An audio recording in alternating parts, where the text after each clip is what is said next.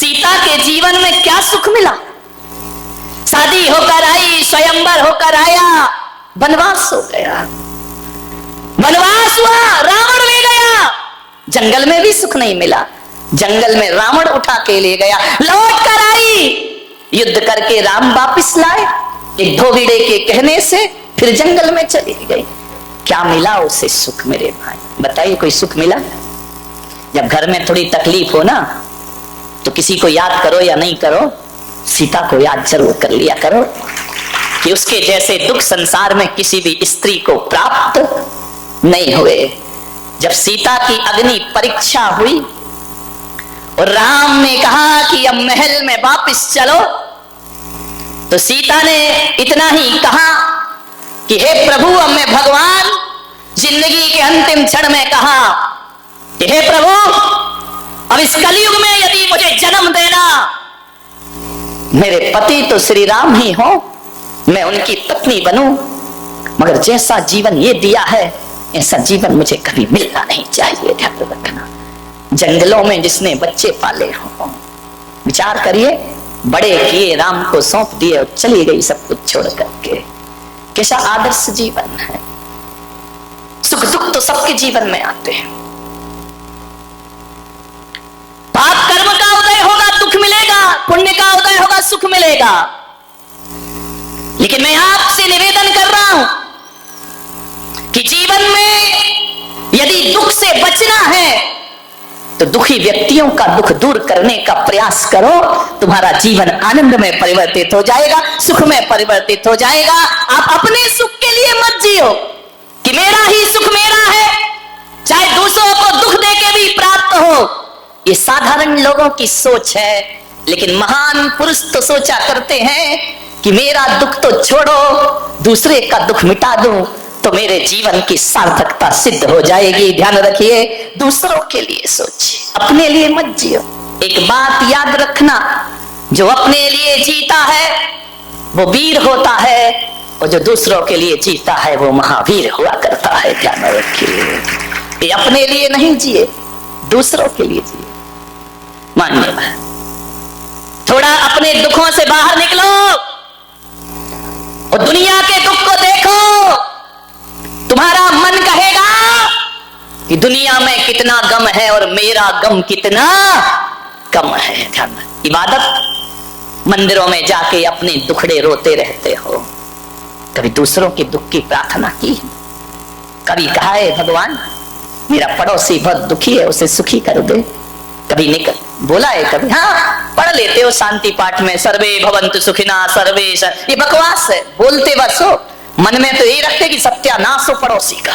ध्यान रख, मेरे से आगे बढ़ रहा है, बर्बाद हो जाए। हे भगवान, मुझे दे या नहीं दे, पड़ोसी को मत देना। ध्यान रखना, ये स्थिति, ये सोच है हमारी। एक भगवान की पूजा कर रहा था, पूजा करते समय महादेव प्रसन्न हो गए। महादेव ने कहा कि मांग वरदान। तो बोले सही में दोगे? अरे बोले अपने जैसा बेईमान क्यों समझ रहा है, मांग मिलेगा। तो बोले दो भगवान। बोले क्या तेरे पास क्या नहीं है? बोले सब है, लेकिन दुख इस बात का है कि जो मेरे पास है वही पड़ोसी के पास है। तो भगवान ने कहा तू पड़ोसी का टेंशन मत कर, तू मांग, क्या मांग रहा है? बोले भगवान मैं तो इतना ही मांग रहा हूं कि जो पड़ोसी के पास हो वो मेरे पास डबल होना चाहिए, बस इतना ही सुख चाहिए मुझे। एक बात बताऊं, आदमी अपने दुख से दुखी नहीं है, आदमी पड़ोसियों के सुख से ज्यादा दुखी है। उसके घर में शांति कैसे? और महिलाओं के तो, यहां की महिलाओं की बात नहीं कर रहा हूं। कौन बोला औरंगाबाद वाली आज आई हैं? ध्यान रखना, विचार करिए, महिलाओं का तो यही है, यदि पड़ोस के घर में शांति है तो कानाफूसी करो थोड़ी सी।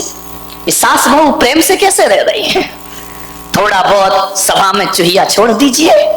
इतनी होशियार होती हैं महिलाएं, यहां वाली नहीं, यहां वाली तो बहुत सीधी है, जलेबी की तरह। इतनी होशियार, इतनी होशियार कि पड़ोस के घर में जाएंगी, बहू बैठी है, अब मालूम है क्या करेगी? पड़ोस के घर जाके उठ के आ रही कि अब मैं चलती हूं, और आते आते बहू के कान में कुछ कह दिया, बस इतना ही कहा कि अब मैं जा रही हूं। सास देख रही है, अच्छा कान में कह रही, इसका मतलब मेरे खिलाफ कोई षड्यंत्र चल रहा है।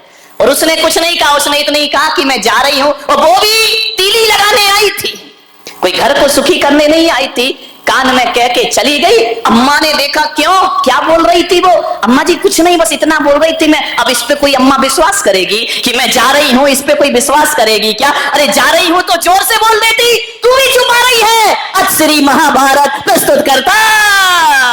ऐसे घरों में आग मत लगाइए मेरे भाई, क्यों किसी के घर उजाड़ते हो? घर बसाना सीखो मेरे भाई, उजाड़ो मत। एक जगह शादी हुई, एक अम्मा ने पूछा, क्यों तू 10 दिन से मंदिर में नहीं दिखी? बोले क्या करूं बहन, लड़के की शादी थी इसलिए मैं नहीं आ पाई। हो गई तेरी शादी? बोले हो गई। बोले कहां की बहू है? बोले औरंगाबाद की। बोले औरंगाबाद की? बोले हाँ। बोले कितना मिला है? अब तुझे क्या लेना देना कितना मिला है, वो जाने उसकी बहू जाने, तेरी छाती काहे को जल रही है? क्या मिला दहेज में? अरे भाई दहेज में छोड़ो, हमने तो महाराज के प्रवचन सुन लिए थे कि दहेज लेना पाप है। एक साड़ी में लड़की लाए हैं, हमने कोई दहेज नहीं लिया है। अरे अम्मा ने माथा फोड़ा मंदिर में। बोली धत तेरे की, तू भी महाराजों की बातों में लग गई। उनके तो ना आगे कोई ना पीछे कोई, तेरी तो गृहस्थी लगी है। 1 घंटे के प्रवचन में हीरा सा बेटा फ्री में बेच दिया। तेरे की सत्यानाश, हीरा सा बेटा। अब जब इतना हीरा सा था तो तूने अपनी लड़की क्यों नहीं दी? ऐसे घरों में आग लगाई जाती है, ध्यान रखना। हीरा सा बेटा कौड़ियों के भाव में बेच दिया, मैं होती लाखों रुपए लेती दे। अब बता, उस बुढ़िया के दिमाग में कचरा डाल दिया इसने। वो इतनी खुश थी बेचारी, और ऐसे मीठे शब्द बोल बोल के कचरा डाल दिया कि हीरा सा बेटा। जब हीरा सा था तो तुझे पहले का कीड़ा सा दिख रहा था वो। ध्यान रखिए, मत उजाड़ो किसी के घर, ध्यान रखिए, घरों को बसाइए, किसी के घरों को बर्बाद मत करिए। आओ, ये इंसान एक मंदिर के समान हुआ करता है, और ये धरती उस तीर्थ स्थान के समान हुआ करती है जहां हम लोग रहा करते हैं। मान्यवर, एक तीर्थ जैसा वातावरण बनाइए, जीवन स्वर्ग हो जाएगा आपका। किसी के घरों को बर्बाद मत करो। तुम्हें क्या लेना देना दहेज मिले नहीं मिले? आजकल मंदिरों में ये पद्म पुराण नहीं पढ़ती, बुढ़िया पुराण ज्यादा पढ़ती हैं। पुराण तो खुला ही रहता है, रामायण दूसरी चलती रहती है। पता चला इतनी देर मंदिर में क्या बोले स्वाध्याय कर रही थी। अब तुम्हारे स्वाध्याय में बकवास के सिवा होता क्या है? बोलो निंदा पुराण है और कुछ नहीं है। 2 लाइन पढ़ते हो, घंटा भर बुराइयां करते हो, इसकी बुराई उसकी बुराई, और कोई नहीं मिला तो बुलक सागर आए, इनकी बुराई कर लो थोड़ी सी। ध्यान रखिए, मुझे समझ ही नहीं आता, ये धर्म ध्यान है, ये स्वाध्याय है। 4 बैठ करके रामायण शुरू कर देती है अपनी, वो ऐसे वो वैसे वो ऐसा। अरे मैंने एक महिला बड़ी बुराई कर रही थी मंदिर में बड़ी जोर जोर से, ये महाराज वैसे वो महाराज वैसे, उसकी बहू ऐसी उसका बेटा ऐसा। अरे तो मैंने कहा इधर आई, ये कर क्या रही है? बोले क्या कर रहे हैं? धर्म ध्यान कर रहे हैं। मैंने कहा ये धर्म ध्यान हो रहा है, एक दूसरे की बुराइयां कर रही हो, एक दूसरे महाराजों की बुराइयां निंदा कर, ये धर्म ध्यान है तुम्हारा? बोली महाराज जो आपने सिखाया वही तो कर रहे। मैंने कहा मैंने क्या सिखाया? बोले आपने तो कहा था कि रोज आलोचना पाठ पढ़ा करो। मैंने कहा कमाल है, धन्य है भाई, ये आलोचना पाठ चल रहा मंदिर में। मैंने कहा था अपनी आलोचना करना, तू मेरी आलोचना करने लगी। जय हो, विचार कर, ये बुढ़िया पुराण, इससे कोई कल्याण होने वाला नहीं है। ये ग्रंथ आचार्यों ने लिखे थे अपने कल्याण के लिए, तुम लग गई जगत के कल्याण के लिए। वाह रे आदमी, पंडित खाए काकड़ी, गुरु दूसरों को दे आकड़ी। मेरे भाई, ये स्थिति बन गई हमारे स्वाध्यायों की, हमारे मंदिरों की। मैंने एक महिला से पूछा कि मंदिरों में इतनी बुराइयां क्यों करती हो?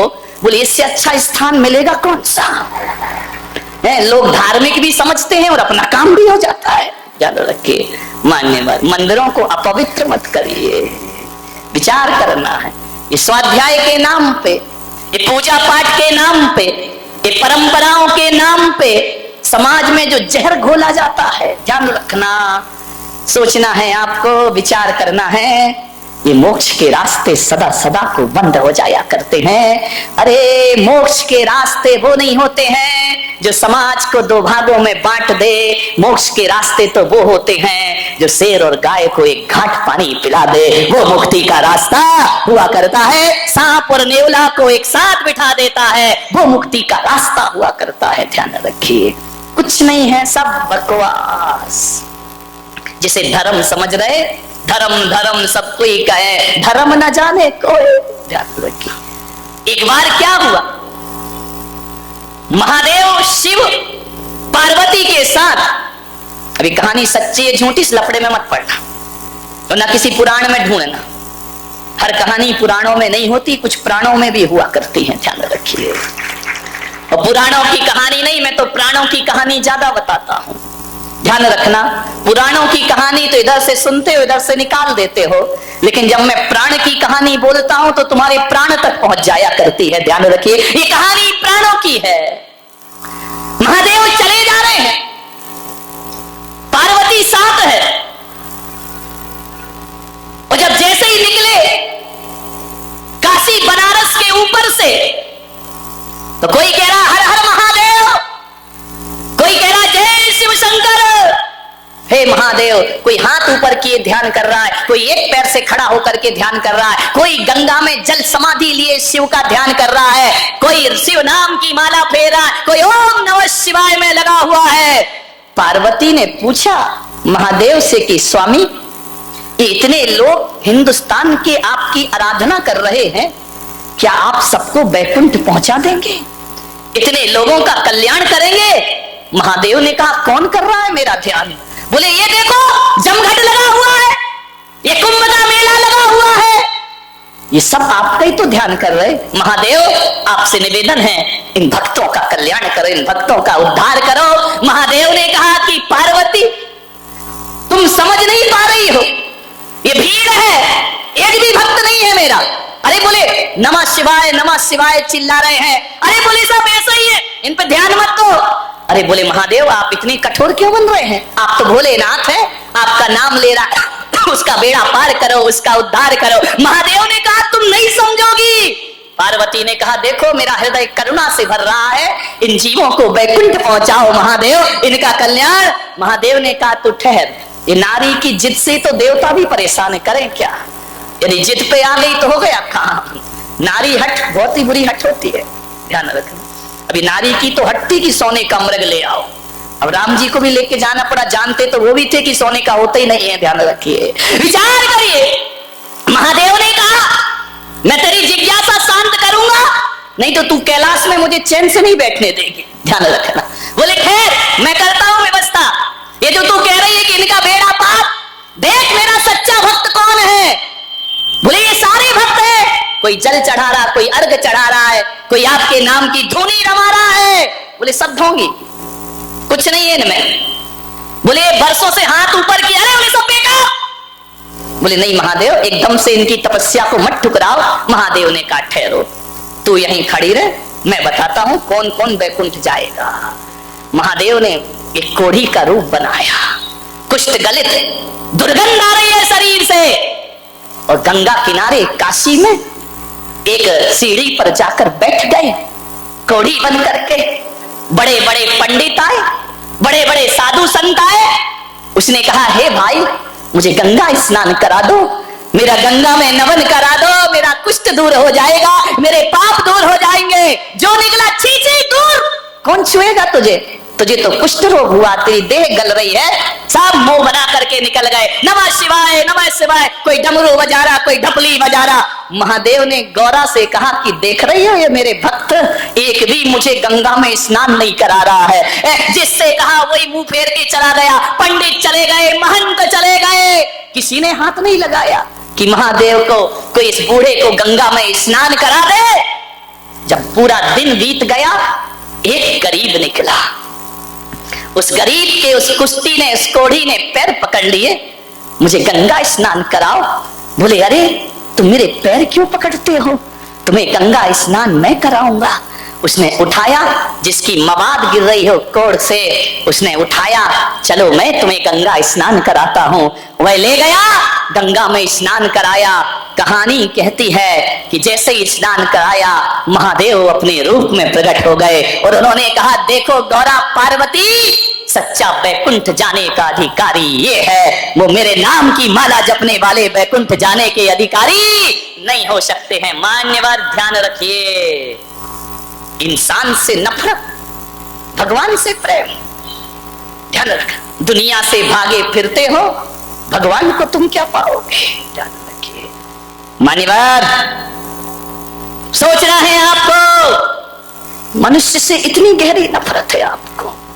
पत्थरों की पूजा करते हो, पत्थर को पूजते पूजते तुम्हारे हृदय तो पत्थर नहीं हो गए हैं। ध्यान रखिए, हम तो उस देश के लोग हैं जो पूजते पत्थरों को हैं, लेकिन दिल फूल सा रखा करते हैं। मान्यवर ध्यान रखिए।